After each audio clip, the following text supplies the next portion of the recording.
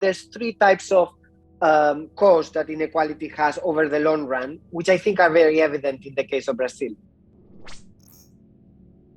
The first are economic costs, like lack of competitiveness, like investment in education or innovation, and also a lot of economic crisis.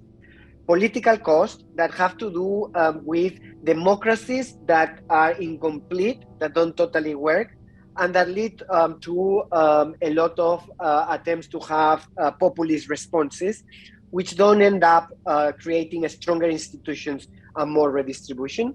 And then also social costs, which have to do with the lack of trust, which is very evident in Brazil and other Latin American countries, which has a lot to do with spatial polarization. But we should understand two things. One is the elite, both national and international, are making a lot of money in Latin America, right?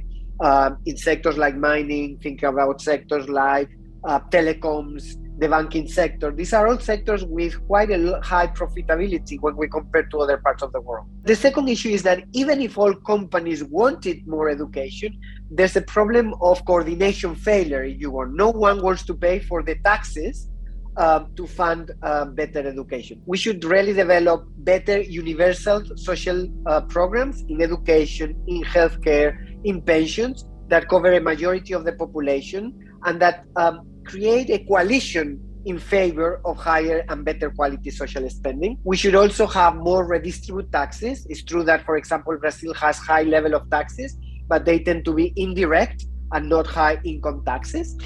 And we should also regulate labor markets better and try to have an industrial policy that promotes better jobs. So income inequality clearly is linked to weak institutions and polarization because it creates very few opportunities for everyone to think about win-win situations in which everyone is doing well in society. And this is very evident, I think, in the case of Brazil, where especially if you allow me, I think the current president has actually tried to create a lot of polarization based on not economic issues, but social issues that separate people and that create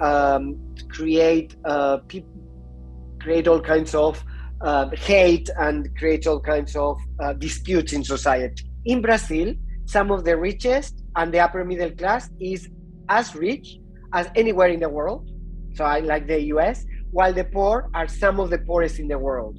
And I think it's that type of division that makes Brazil and some of Latin America very particular when we think about other parts of the world. Inequality takes a lot of time to go down significantly because it's a structural problem. It's a problem about the way you organize society. And I don't think we should try to promise a significant reduction of inequality in just 5 or 10 years.